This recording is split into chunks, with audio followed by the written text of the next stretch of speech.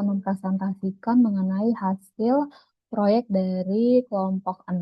Tema pemberdayaan kelompok wanita tani atau KWT melalui program pekarangan pangan lestari atau P2L di Banguntapan, Bantul, Daerah Istimewa Yogyakarta untuk mendukung ketahanan pangan berkelanjutan. Baik, perkenalkan nama saya Kamelia Ulfa dari kelas LHBA, kelompok 6, jurusan D3 ke S1, Sistem Informasi. Baik, latar belakang masalah dari pengambilan proyek ini adalah salah satu tujuan pembangunan berkelanjutan atau Sustainable Development Goal atau SDG yang kami highlight dalam proyek ini adalah Zero Hunger atau tanpa kelaparan. Proyek kami ini berlokasi di Kelurahan Banguntapan, Bantul. Nah, tantangan yang dihadapi oleh Kelurahan Banguntapan adalah kemiskinan, alih fungsi lahan pertanian menjadi area pemukiman dan perindustrian, menurunnya jumlah petani muda karena tidak adanya regenerasi. Keseluruhan tantangan inilah yang memperburuk ketahanan pangan di daerah Banguntapan. Nah, dalam rangka pencapaian tujuan pembangunan berkelanjutan, salah satu pendekatan lokal yang digunakan adalah program pekarangan pangan lestari atau P2L yang memberdayakan kelompok wanita tani atau KWT untuk memanfaatkan pekarangan rumah sebagai sumber pangan.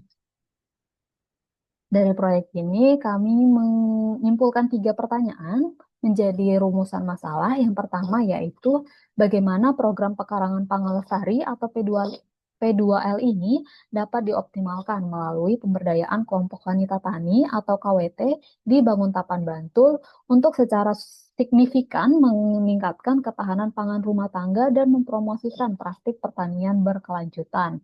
Yang kedua adalah apa saja sih tantangan spesifik yang dihadapi oleh KWT di Banguntapan dalam mencapai produk pangan yang optimal dan bagaimana intervensi berbasis komunitas dapat mengatasi hambatan-hambatan ini secara efektif. Dan yang ketiga adalah bagaimana implementasi proyek ini dapat secara efektif mengintegrasikan nilai-nilai Pancasila, khususnya yang berkaitan dengan keadilan sosial, persatuan, dan gotong royong, untuk menumbuhkan rasa ketahanan komunitas yang lebih kuat dan bertanggung jawab bersama dalam mengatasi kerawanan pangan. Nah, hasil dari proyek tersebut, kami menyimpulkan 3 hasil temuan di lapangan. Yang pertama adalah tantangan yang dihadapi oleh kelompok wanita tani atau KWT. Tantangan yang dihadapi kelompok wanita tani atau KWT dalam hal program pekarangan pangan lestari adalah yang pertama, alih fungsi lahan pertanian menjadi area pemukiman atau perindustrian sehingga tidak adanya lahan yang bisa dijadikan penanaman. Yang kedua, tidak adanya regenerasi petani karena populasi petani sudah memasuki usia tua dan tidak adanya petani yang usia muda. Yang ketiga adalah kurangnya keterampilan teknis, serta yang terakhir adalah akses ke pasar yang sulit. Nah, dari identifikasi lapangan tersebut, kami menyimpulkan bahwa kelompok wanita tani atau KWT ini membutuhkan beberapa pelatihan. Nah, pelatihan-pelatihan tersebut ada 4. Yang pertama, pelatihan teknik budidaya P2L. Dengan kebutuhan utama adalah pemanfaatan lahan sempit. Yang kedua adalah pemasaran hasil pertanian. Yang ketiga, bidang pelatihan yang dibutuhkan adalah pengolahan pasca panen. Pelatihan yang keempat adalah kewirausahaan rumah tangga. Yang ketiga, hasil temuan di lapangan adalah implementasi proyek ini mengintegrasikan nilai-nilai Pancasila.